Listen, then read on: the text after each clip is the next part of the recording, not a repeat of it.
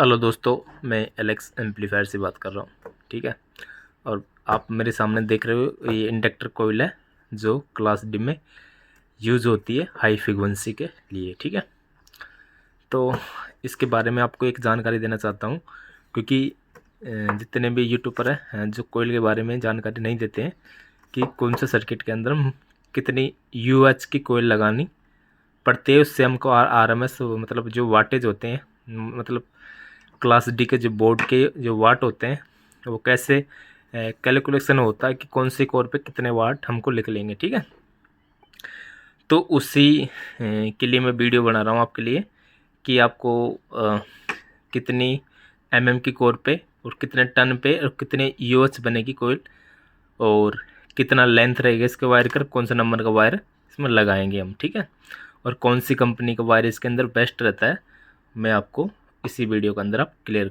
करने वाला हूँ। ठीक है, सबसे पहले तो हमारा एक क्लास डी का बोर्ड है 500 वाट। ठीक है, काफ़ी सेल होने वाला बोर्ड है।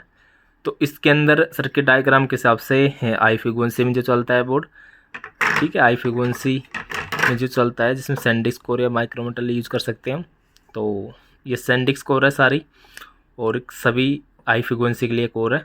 तो ये 2 किलोवाट तक की फ्रीक्वेंसी तक की चलती है कोर। ठीक है, और जो हमारी फेराइड कोर होती है वो 100 किलोवाट से 120 हार्ट्स फ्रीक्वेंसी तक चलती है। ये 2 किलोवाट्स तक चलती है। ठीक है, सैनडिस्क कोर, इसलिए इसकी हाई फ्रीक्वेंसी रहती है, इसलिए हम क्लास डी के अंदर इसको यूज़ कर लेते हैं। ठीक है, माइक्रोमेटल की और भी ज़्यादा फ्रीक्वेंसी होती है, माइक्रोमेटल की फ्रीक्वेंसी होती है ना और भी ज़्यादा होती है, पर लेकिन क्लास डी के अंदर 1 किलो आरसी फ्रीक्वेंसी पर चलता है, तो ये सही है, कोई ज़्यादा दिक्कत वाली बात नहीं है। क्लास डी में सैनडिस्क कोर मैं मानता हूँ बेस्ट चलती है, कोई दिक्कत वाली बात नहीं होती है। ठीक है, तो सर्किट में दिखाया जाता है क्लास डी के अंदर, जो दिखाया जाता है कि इसमें 25 यूएच की कोयल लगाओ। ठीक है, 25 यूएच की। तो 25 यूएच हम कैसे बना सकते हैं? ठीक है, 25 अगर यूएच आपको बनाना है, कोयल साई ये ले लो। ठीक है, साई कोयल ये ले लो। ठीक है, दोनों का सेम डाटा है। अगर आप 25 यूएच की कोयल बनाना चाहते हैं तो 25 टन लगा दो इसके अंदर। ठीक है, पर लेकिन इसकी जो मोटाई चौड़ाई एक होनी चाहिए, मतलब इसकी जो हाइट है दोनों की सेम सी है। ठीक है, तो 25 टन आप इसके अंदर लगा दो, चाहे 25 टन इसके अंदर लगा दो, आपको 25 यूएच की कोयल बन जाएगी। ठीक है, और इसमें वायर कौन सा रहेगा? अगर बड़ी कोयल रहती है, मतलब मान के चलो ये कोयल रहेगी आपके पास, तो आप लगा सकते हो 18 नंबर वायर लगा सकते हो। ठीक है, क्योंकि ज़्यादा इसकी गोलाई है ना 33 mm में, तो इसकी बड़ी साइज़ रहेगी, तो आप 18 नंबर लगा सकते हो वायर इसके अंदर। ठीक है, मैंने जो कोयल बनाई है ये वाली जो इंडक्टर कोर है, जो सैनडिस्क कोर है, ये बनाई है ना 50 यूएच की। ठीक है, इसके दुगना यूएच है इसके अंदर, लगती है 25 यूएच की, मैंने बना दी 50 यूएच की, क्योंकि इससे क्या होता है कि मोसपेट हमारा कम हीट होता है। हम 25 यूएच की बना के लगा देंगे ना तो मोसपेट ज़्यादा हीट होएगा और बोर्ड ज़्यादा गर्म होने लग जाएगा, इसलिए मैं 50 यूएच की इसके अंदर कोयल लगाता हूँ। इसमें 50 टन है। ठीक है, तो ये देखने वाली बात है, आपको कौन सा एलसीआर मीटर लेने की कोई ज़रूरत नहीं है। ठीक है, 50 टन लगा दो इसके अंदर सैनडिस्क कोर के अंदर, तो आपको 50 यूएच मिल जाएंगे इसके अंदर से। ठीक है, और इसके अंदर कितने टन लगते हैं? ये 35 यूएच की है, जो हमारे छोटे एम्पलीफायर होते हैं, ऐसे 200 वाट मोनो का, और एक और होता है, मैं आपको दिखाता हूँ अभी, एक ही होता है, ये भी 200 वाट का है, वो भी 200 वाट का है, दोनों सेल हो रहे हैं बोर्ड को अच्छे तरीके से। तो मैं 35 यूएच के छोटे बोर्ड के अंदर लगाता हूँ, इससे क्या है, हमको ट्रेबल ज़्यादा मिलती है। जो ट्रेबल होती है ना, हाई फ्रीक्वेंसी ज़्यादा मिलती है। अगर जितना वायर लगाओगे ना इतना ही आपको लो फ्रीक्वेंसी ज़्यादा लगेगी, लो फ्रीक्वेंसी ज़्यादा मिलेगी। यानी आप बेस के लिए यूज़ करते हो तो ज़्यादा यूएच बनाना चाहिए आपके लिए, अगर आप ट्रेबल ज़्यादा मिड जा चाहिए आपको तो कम यूएच की लगाया करो कोयल। ठीक है, तो मैंने आपको बता दिया, सिंपल सी बात है कि 1 टन पे 1 यूएच मिलेगा आपको, तो 2 टन पे 2 यूएच, यानी 50 यूएच के लिए आपको 50 टन लगाने पड़ेंगे, या कोयल ये वाली हो चाहे कोयल ये वाली हो। ठीक है, तो ये बात है, कोई से भी कोयल उठा के आप लगा सकते हो। तो ये बात है। अब मैंने इसके अंदर जो वायर लगाया है मिलन कंपनी का वायर है, और मिलन कंपनी का बहुत सॉफ्ट वायर होता है, मतलब बहुत मुलायम वायर होता है और इसमें रजिस्ट्रेशन बहुत ही कम बनता है, ठीक है, इसलिए बहुत बेस्ट माना जाता है। इसको थोड़ा महंगा आता है पर लेकिन बेस्ट रहता है ये वायर, ठीक है।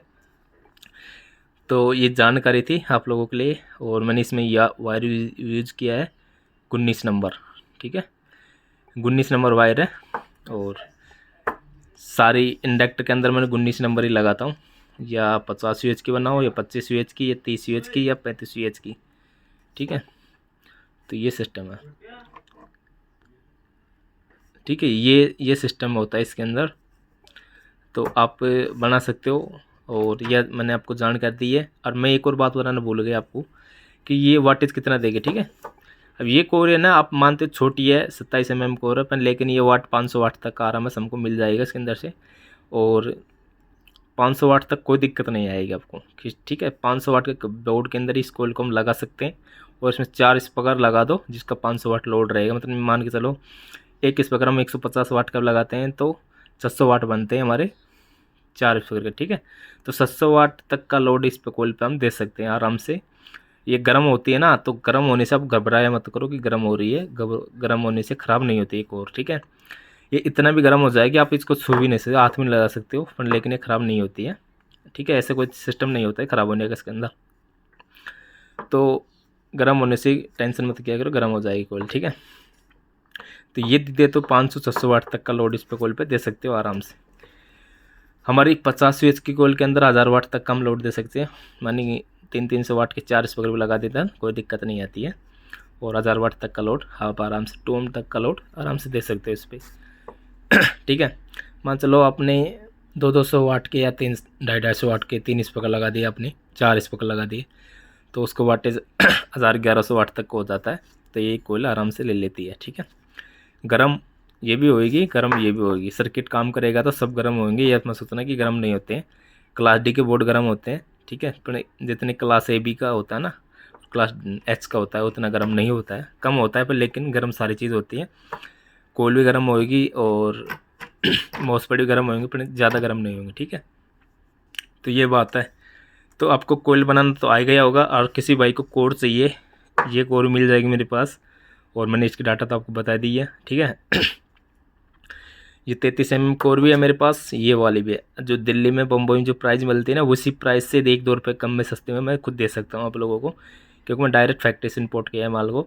तो मेरा काम है कि सेल करना और बनाना भी। अगर किसी को वाइंडिंग करके चाहिए तो वाइंडिंग हम करके देते हैं, ठीक है। वाइंडिंग मशीन से नहीं होती, हाथों से ही होती है, लेकिन मशीन से कम वाइंडिंग नहीं है, ठीक है। मशीन की में दिक्कत आ सकती है पर अपने में दिक्कत नहीं आएगी, ठीक है। सारी जो वाइंडिंग है ना सिर्फ हाथों से ही है, और सब बेस्ट क्वालिटी की वाइंडिंग है, कोई इशू नहीं है। और फेराइट कोर चाहिए वो मिल जाएगी, सैनडिस्क कोर भी मिल जाएगी, कंप्लीट बोर्ड चाहिए वो मिल जाएगा, और मेरे पास पीसीबी भी आपको मिल जाएगी, ठीक है। तो ये छोटी सी वीडियो थी जो मैं आप लोगों को बता दिया। और यूट्यूब चैनल को सब्सक्राइब करिए, क्योंकि अभी तो इंडक्टर के बारे में बताया और अभी सर्किट के बारे में बताऊँगा कैसे काम कर रहा है, ठीक है। तो यूट्यूब को चैनल को सब्सक्राइब करो और लाइक करो वीडियो को, ठीक है। इसी जानकारी मिलते रहेगी आपको क्लास डी के बारे में, ठीक है। तो मिलते हैं हम नेक्स्ट वीडियो के अंदर।